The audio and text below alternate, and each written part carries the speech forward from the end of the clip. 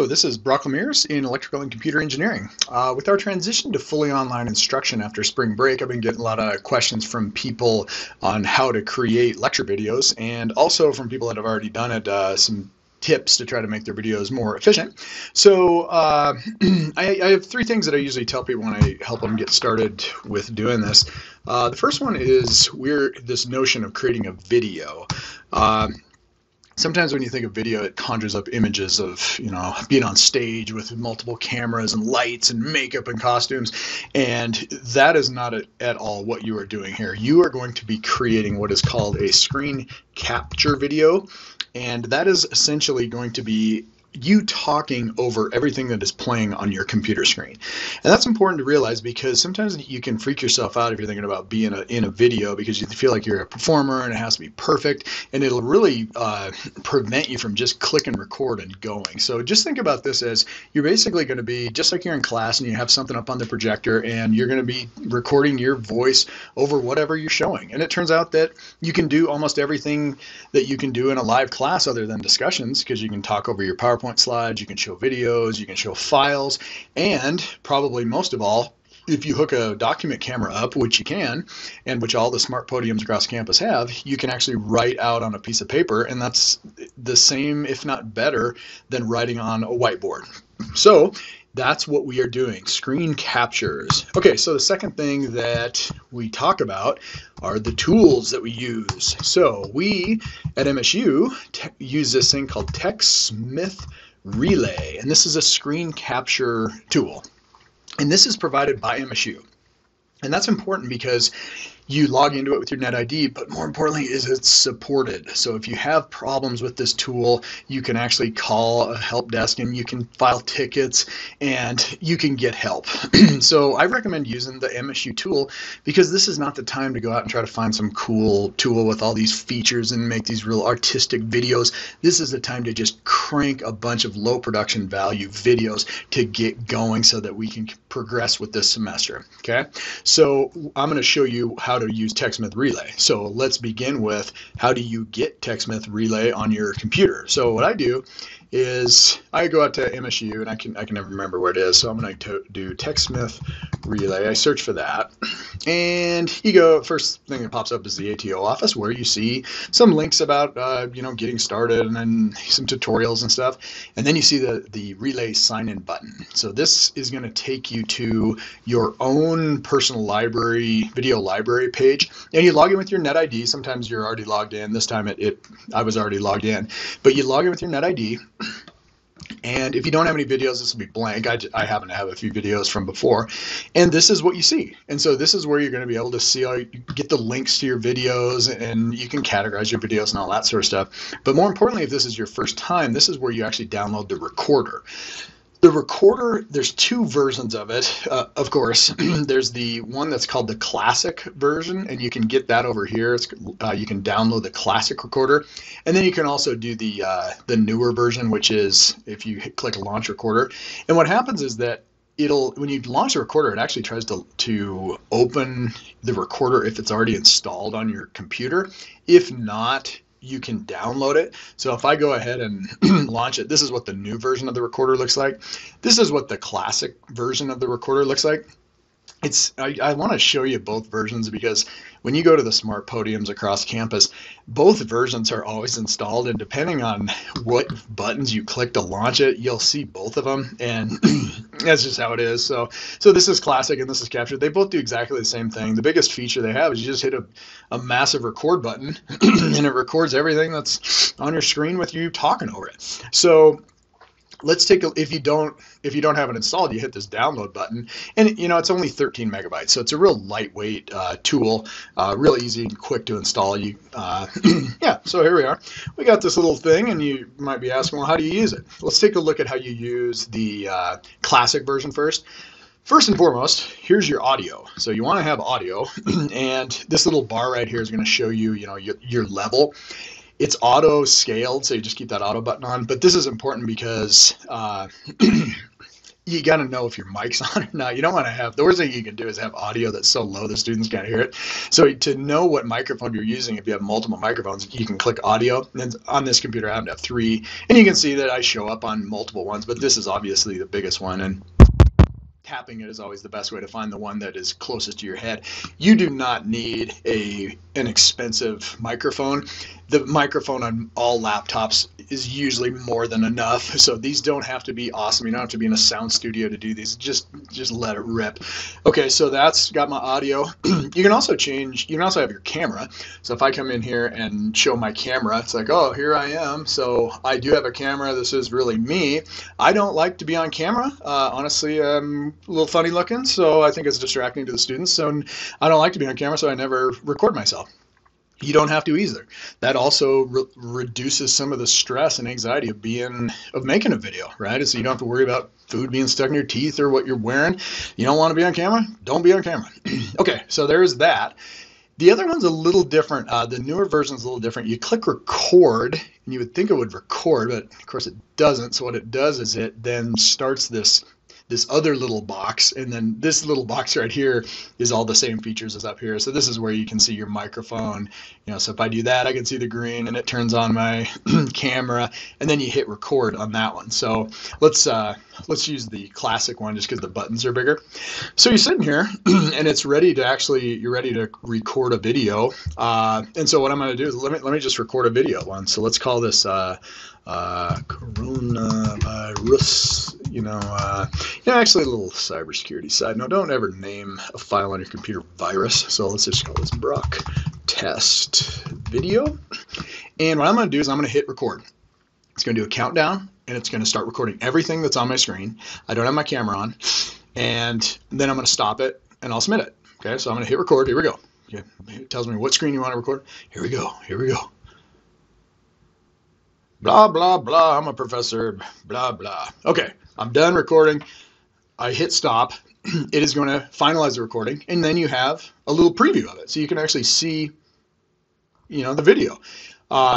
When it's here, you have a rudimentary editing capability. Let me tell you, don't ever worry about editing your video. You can get obsessed with trying to make these things perfect, and it adds no value. I used to try to edit out my sniffing and clearing my throat and coughing, and then I just said, forget it. I used to get all these comments on YouTube about calling me Dr. Sniff because I was sniffing so much, and I was like, I got all nervous and started editing them out. And then after a while, I was like, this is taking forever. I don't care. I just want to make more videos. And so I just said, that's fine. It's not the coolest nickname, but hey, I got a nickname. I've always wanted a nickname. So I have this thing. I've got my video. It's not submitted. When I hit submit, this is going to send it up to the MSU server. And so it's going to sign you in, and then it's going to upload it. And you'll see, so I'm signed in, and if I go back, it's connecting to server, and it works its little magic, and here it is. It's now uploading my video, and it's actually going to process it and create a link so that I can share with my students. And I will actually get an email when this is done, and I can use that link, and I copy and paste it into Brightspace or email it to my students. And we'll probably get that email before this video is done. Okay, so that's how you do it. I mean, that's Camtasia Relay. That's really all there is. So now you kind of come to the last thing that I talk about, which is tips. So number one, first and foremost, is don't be perfect, okay? You do not have to make awesome videos right now, okay? I used to freak out. I would spend hours getting my slides perfect and having everything written down and having everything choreographed. Do not do that. This is not the time to do this. This is the time to just let it rip and record crappy videos, okay? To be honest with you, you can prep to make a perfect video, and it will never be as good as if you just practice by making 99 crappy videos, and the 100th will be really good. Actually, it'll probably still be bad, but it'll be better than the first one. So just let it rip. Students don't care. They actually appreciate you being human and making mistakes and sneezing, and it shows you're not a robot. So don't worry about being perfect. Just go. Just hit record and see what happens. If you really screw up, just throw the video away and start over again. Okay, that brings me to the next one is your videos should be about 8 to 15 minutes long. And this is actually very difficult to do. I'm already at 10 minutes here, and I feel like I just started. Attention span of a student is about 15 minutes. You see it in class. So you want to try to chunk your topics that you talk about into 15 minutes or less. Now, one of the things about this is when you might say, this is impossible. I can't condense what I do in class to 15 minutes. Well, it turns out you're going to be surprised when you prep for a 50-minute class and then you record it. It doesn't take 50 minutes to cover that material, because when you're doing a video, you're really on track and you're only talking about what is important. And, in class, you get questions asked, and, and then you see the students dozing off, and so you have to tell stories, and you're like, gather around while Pappy tells you about the good old days, and you try to bring them back. And in a video, don't do that. Okay, just stay on target, and that'll eliminate a lot of the minutes in there. Give back the time to the students in the form of these short videos so that they can pause the video and take notes and re-watch the video over and over. Speed it up, slow it down, do whatever. Avoid telling the stories that you tell in class. I mean, let's be honest, your stories are going to be just as boring on video as they are in person, so let's just leave them out, okay? And this is hard to do. If you go 16 minutes, whatever. If you go 20 minutes, whatever. If you go 40 minutes, try to consider breaking that apart. Even if you have 40 minutes of material to cover, try to find a stopping point and make other videos. Think about yourself. When you launch YouTube and you see a video that's 45 minutes long, you're just demoralized. You're never going to have time to watch it. You open that video and it's 8 minutes long and you are so happy. You're like, yes, I can do this. Okay, so the next one is the script. Okay, you should have a rough outline. Maybe I should say that this is an outline, not necessarily a script. I have a script right now. I have a sticky note sitting in front of me, and it says number 1, video, number 2, tools, number 3, tips. That's it. This will help you stay on track. It is crazy how easy it is to sit in your office alone and start rambling, and you look down at the clock and you've been talking for over an hour and you're just having a great time all alone like a crazy person.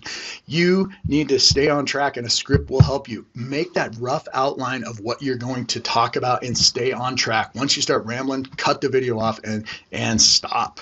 Okay, that takes me to the final one, which is don't edit. Okay, do not worry about editing anything out of your video. It's fine. The whole point of this is to just get going making these videos. Okay, now when we do this, you will actually get, or let's go back here. My video is done processing, and I actually just received an email, and I can actually see the video that we just made. So let me launch.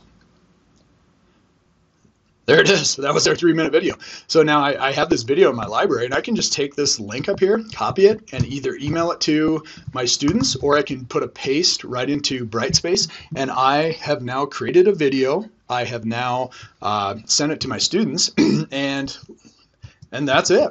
Let me show you a little bit of a few examples in the last seconds that we have. So if you want to launch a document camera in the video, this is a video of a class I actually did today, and on all the smart podiums, you're going to have this software called vSolution Link, and it is actually a piece of software that allows you to write on the document camera, and it'll show it on the computer in the smart podium, not necessarily when you hit the DocCam button on the smart podium. And this is cool because if you can get it on your screen, you can record it. And so this is how you do the equivalent of writing on the whiteboard. I throw my book up there and I point on stuff. You can do stuff like, this is a lot of what I do. I mean, a lot of my lectures, I'm sitting here writing on paper, and I'm just sitting there doing, everything I would do on a whiteboard, and I'm just talking about it. What's really neat is when you have the document camera, you can do a lot of different stuff. So I've actually brought in breadboards and actually wired up circuits on there and everything. So it's really enlightening to have that document camera capability on here. And if you don't have a document camera on your computer, you know what you do? Just go into an empty classroom on campus. They all have the exact same setup. I have spent endless hours alone in these classrooms just recording videos by myself. Okay, and so that is all you really need to get started with this. If you have any questions about making these videos or how to do anything, any issues with Camtasia, please do not ask me, okay? There are people on campus that are willing to help you, and they're experts in the field, okay? So everybody, good luck.